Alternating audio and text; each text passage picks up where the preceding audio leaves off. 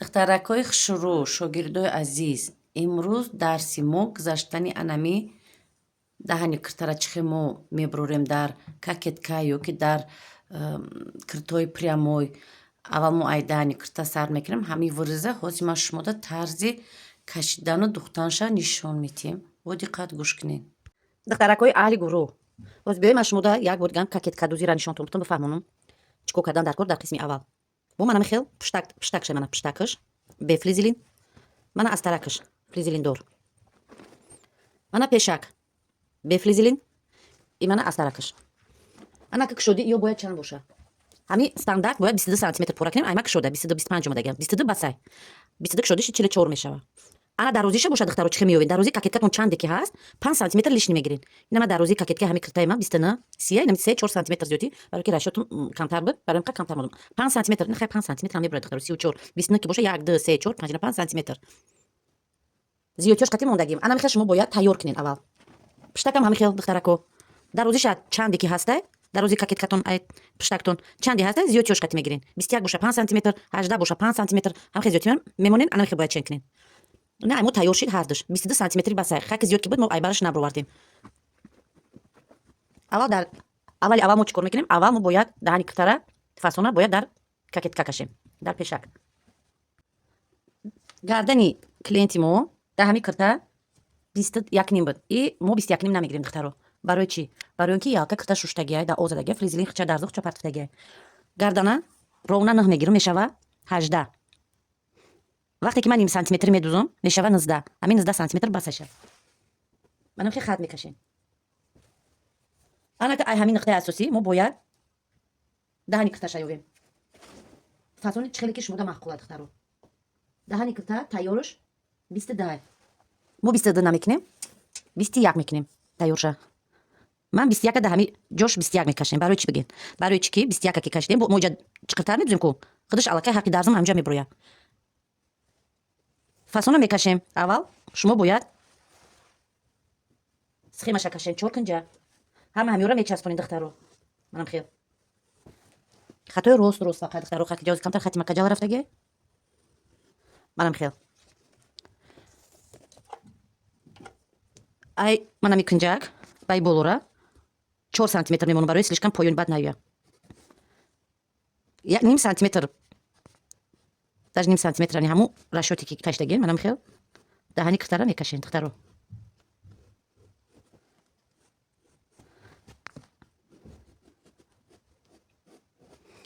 ман хел фасона мекашем. бо як борига манам ҷашам чен мекунем.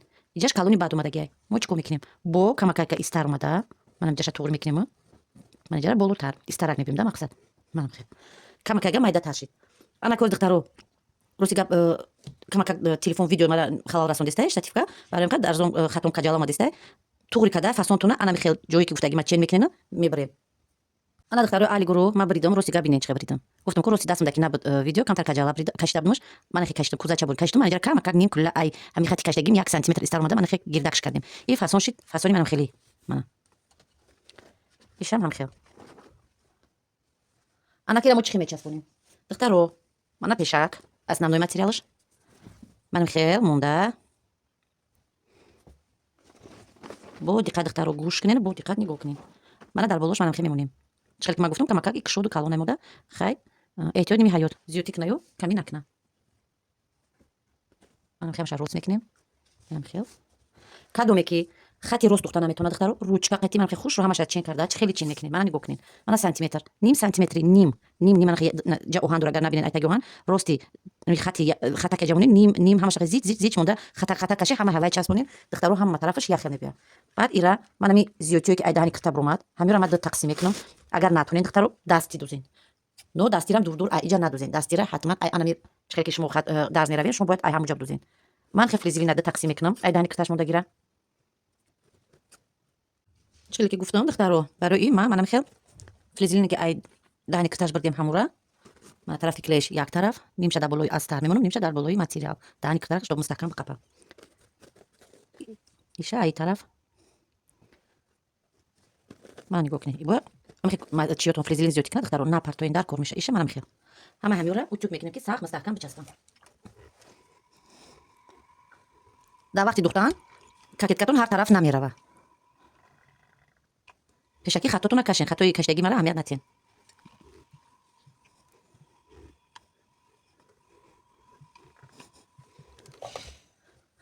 ма барои ки байни ҳами материала кокеткара ёфтан гум нашава, просто як хатча мекашам, бидонам ки инҷа центри киртай. Ман аями тараф то омада вақте ки гардиш мекунам, чтоб кунҷа гум накунам. Манам хеле бо ин тараф ба ин тараф мерам. ҳатман кунҷа бояд бимонин. ҷои ҳами кунҷакора бисёр вақт ман хеле закрепка сахт мустаҳкам мемонад ки хеле вақти гардиш додан хеле чётка зада мақсад. Ана ки духтаро строчка меравем. Ай болош ам хеле метавонем. Ай болои хаттои кашидагитон духтаро ҳатман кадоме ки наметавон дарзаш рост нестай, ҳатман аввал ручка қати кашен хушро ҳар ду тарафа баъд таги дарз барем, таги мошина барем тоист. Духтарои аҳли гурӯҳ. Мана тарзи духтагиш, мана ай тарафи чапагиш. Мана фасон. Чӣ хеле ки гуфтам, манам хел гирифтем духтам. Барои чи ай ман ним сантиметр хат накаштам, пад лапкаи мошина уже туғри кардам, лапкаи мошина чанде аста ҳавай қит мерам. Барои он ка ним сантиметр айси ним сантиметр айс шид. 19 сантиметр 18 буд 19 мешава. Ана ки дар ин ира мо бояд бибарем. Ана мера тоқа. Дарзи духтагитона неё, мана мера тоқа мебарем.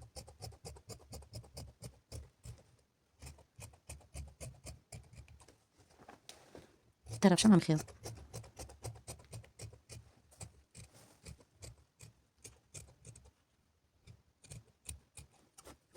манам хел духтаро буридем. Ана ки чӣ кор мекунем? Байша кама как чок мекунем.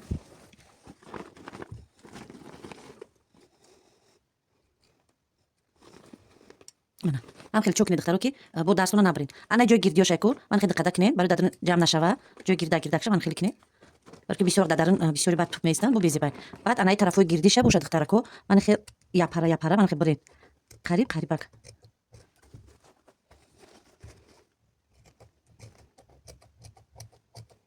ин тарафша ман хел духтаро. ана ки духтарако бо диққат гӯш кунед. дараша ки вақте буридем, манам хел нигоҳ кунед. Пеши мошина манам хел меравед. Таги мошина ани даст нонда аз тарака материала меқапед, даи дасти чаптон аз тарака. баъд айсини дарон манам хел манами дарзе ки духтагиен ку дадир мондагия ҳамия тарафи аз тарак хоб мекунед. Таги мошина дарам хел монда. Манам ин тарафа иса дам ба дам ай манам хел ай такша рост карда. Ҳаму дарза ки дадир мондагия тарафи аз тар рост карда мегирена. Манам хел строчка лави манами ида набромада лави анамида строчкашон бояд равен гирду ба гирд. мана нигоҳ кунед духтаро. инами дарза мо дастини дирам манам хел духтем. Мана ай тарафи чапаш тоист ай тарафи росташ ана ай тарафи чапаш видена ан ба дараҷаи кашидаги духтар рафтагим ки ман хел чанд қайтонистен манам мустаҳкам тарафи ис кашен ки ан хел диққата назанам. Мана ана ки нигоҳ оли мана духтагим гирча вақте ки шумо ҳамроҳ гирча туғри духтен кор аз дастини дирам дарз монда гира ҳами фасонам хел монех уже қолапша мегира. Бинед бе ягон оли ман утчикшам кадаги нестам. ина ҷоша гирифта ҳамаш ҷоша гирифт. ана ки ман як строчка ҳатман ай болош мерам. барои духтаро бояд шумо аввал дасти бидузен. манами кунҷа манам хел рост мекунен, дасти медузен. дар вақти мошина карданам анами кунҷа туғри мекунен. манам хел кашида ботонен аввал утюгш кунен. инам хел просто аввал утюгш кунен намешава. инам хел сахт кашида тарафиси утюг кунен. дидем ки дар таги мошина ҳам туғри нагирифтеста ҳар тараф мерава. просто инам як тарафша мебардорена гирду ба гирди ҳами айсини дирам манам хел клейка мекунен бо сахттар мешава вақти духтанда ман хели як тарафа намебиёяд. манам хел утюг мекунем ҳамаша. як строчка ҳатман бояд барем. манам духтаракои аҳли гурӯҳ кокетканам хел бояд тайёр шавад даҳани кирта.